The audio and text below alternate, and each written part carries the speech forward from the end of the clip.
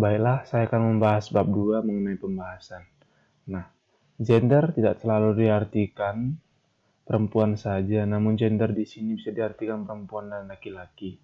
Hal ini senada dengan buku saku yang berjudul Kontekstualisasi Gender, Islam dan Budaya, yang ditulis oleh Siti Ajisah dan kawan-kawan. Nah, kesetaraan gender mengarah pada kesamaan dan derajat antara laki-laki dan perempuan, baik itu dalam hak dan kewajiban. Kesetaraan gender diartikan bukan hanya mengacu kepada diskriminasi terhadap wanita, tetapi juga adanya diskriminasi terhadap laki-laki. Nah, jadi kesetaraan gender ini diartikan adanya suatu hak dan kewajiban yang sama antara laki-laki dan perempuan.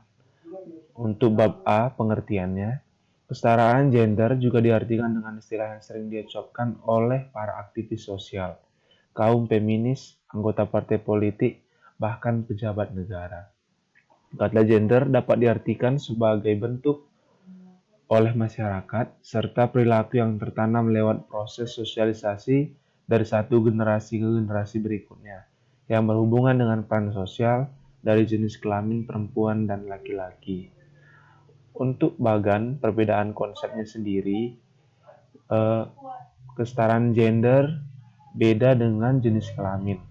Kalau jenis kelamin menyangkut perbedaan organ biologis antara laki-laki dan perempuan, khususnya pada bagian alat reproduksi dan kemampuan atau tenaga. Sedangkan gender menyangkut perbedaan peran, fungsi, tanggung jawab dan laki-laki dan perempuan, hasil kesepakatan atau hasil bentuk dari masyarakat. Nah, kalau jenis kelamin itu dibedakan secara biologis, tapi gender itu diartikan adanya suatu tanggung jawab, fungsi, dan peran yang sama antara laki-laki dan perempuan. Untuk skema kesetaraan gendernya bisa kita lihat di sini. Kesetaraan gender itu dipunya atau dimiliki oleh laki-laki dan perempuan. Itu berkaitan dengan relasi gender, dengan hak dan tanggung jawab masing-masing antar individunya. Nah, peran laki-laki dan perempuan ini kemudian akan berkaitan dengan yang pertama, keluarga miskin atau kaya, yang kedua keluarga kota atau desa, yang ketiga keluarga lengkap atau tinggal, yang keempat keluarga punya anak dan tidak punya anak, dan yang kelima keluarga life cycle, dan 6 kelas ekonomi. Kemudian pengelompokan ini dibuat lagi semakin kecil yang mengarah kepada keluarga inti, keluarga besar, masyarakat regional, dan masyarakat nasional.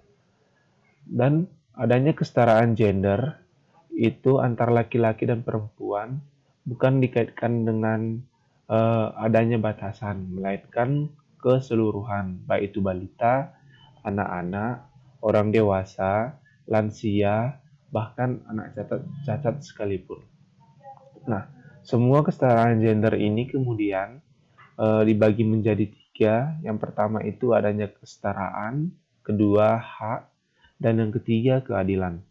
Nah, ketiga ini kesetaraan hak dan keadilan ini bisa kita lihat yang pertama terhadap partisipasi, akses atau kesempatan, kontrol atau manfaat, dan membentuk kemitraan Undang-Undang Dasar Pasal 27 dan Undang-Undang Nomor 1984. Untuk hak sendiri, itu ada bab 10A tentang hak asasi manusia dan Undang-Undang Nomor 39 tentang hak asasi manusia. Untuk keadilannya sendiri ada di Tab MPR Nomor 7 tentang Visi Indonesia 2020 Keadilan Gender.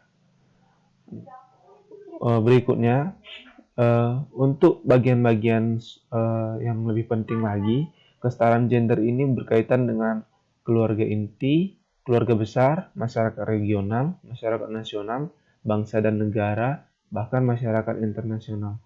Nah, adanya kelima bagian ini kemudian menciptakan kesenjangan sosiologis kultural di keluarga dan masyarakat. Itu berkaitan dengan marginalisasi, ketidakadilan dalam pembagian peran, beban ganda, penyalahgunaan arti kodrati.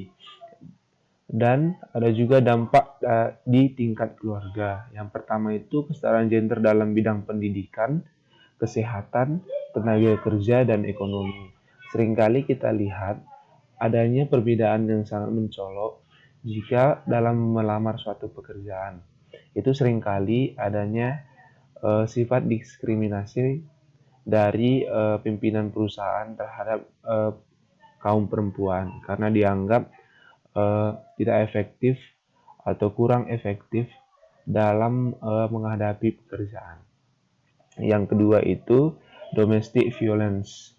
Itu merupakan suatu keadaan yang berkaitan dengan kekerasan yang sering terjadi terhadap kaum perempuan. Yang ketiga trafficking, dan yang keempat pengasuhan bias gender.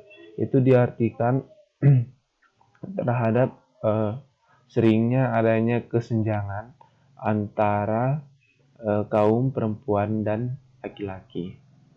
Dan dampak secara makro atau nasional yang diciptakan dari ketidaksetaraan gender ini, yang pertama kualitas HDI rendah, yang kedua pertumbuhan ekonomi terlambat, dan yang ketiga kualitas tingkat pendidikan rendah atau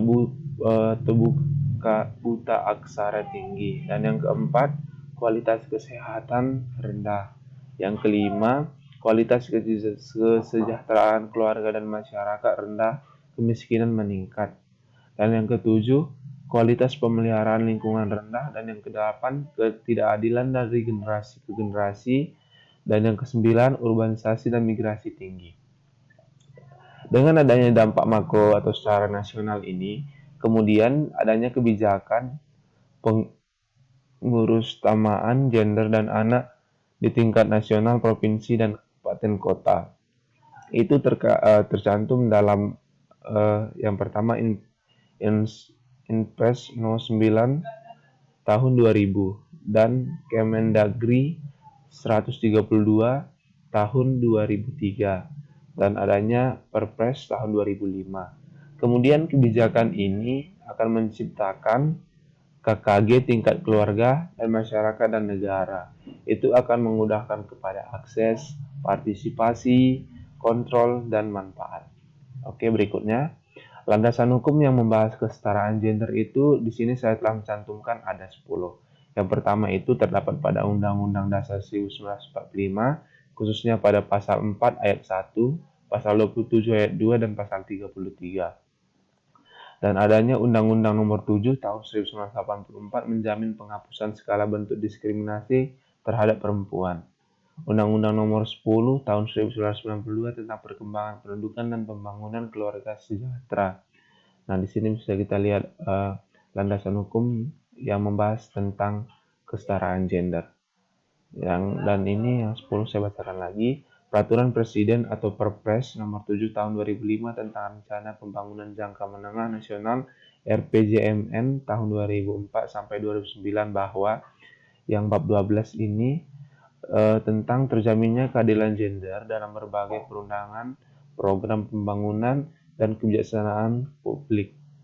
Dan bab 27 ini tentang pendidikan sebagai salah satu cara untuk penanggulangan kemiskinan, peningkatan keadilan dan kesetaraan gender, pemahaman nilai-nilai budaya dan multikulturalisme, serta keadilan sosial. Ini merupakan ada landasan hukum yang membahas tentang kesetaraan gender. Itu terdapat di dalam undang-undang dan peraturan atau kebijakan oleh Presiden. Bisa kita lihat yang telah saya cantumkan ini. Oke, untuk berikutnya bedah kasus. Di sini saya mengambil dua kasus. Yang pertama, kasus IC dilema buruh perempuan di Indonesia dan pentingnya kesetaraan gender di lingkungan kerja. Nah, saya langsung aja terhadap bedah kasus yang telah saya buat. Sebelumnya, kasus di atas adalah seorang perempuan yang berasal dari Surabaya mengalami diskriminasi terhadap bidang kerja yang dia jalani. Nah, hal ini kemudian menciptakan kesenjangan sehingga nyawa dari perempuan yang berusia 25 tahun ini kemudian meninggal. Nah, bedah kasus. Sebelumnya pihak dari ICI menegaskan bahwa pemilihan pekerjaan itu diserahkan terhadap karyawati tersebut.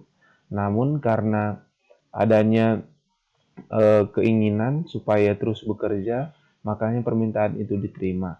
Tetapi adanya kasus demikian ini juga bersinggungan dengan sifat dari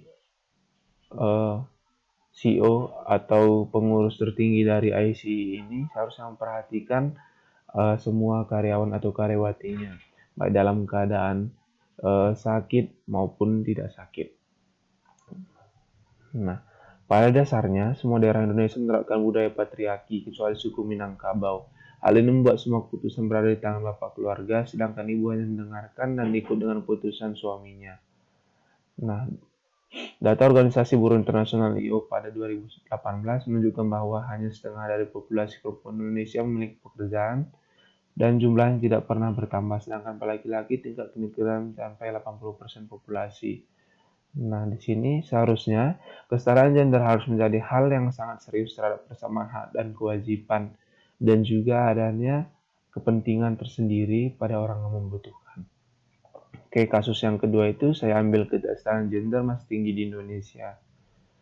Nah, untuk pengantarnya sendiri, Kementerian Pemberdayaan Perempuan dan Perlindungan Anak menyatakan kesetaraan antara perempuan dan laki-laki masih menjadi pekerjaan rumah untuk diselesaikan. Nah, ini memang sangat merupakan masalah yang utama juga di Indonesia, di mana kaum laki-laki lebih mendominasi dari kaum perempuan. Seperti yang saya bilang tadi, hal ini diciptakan karena adanya tradisi turun-temurun di Indonesia yang menerapkan sistem patriarki, bahwa alasannya semua suara atau tanggung jawab berada di tangan suami atau laki-laki.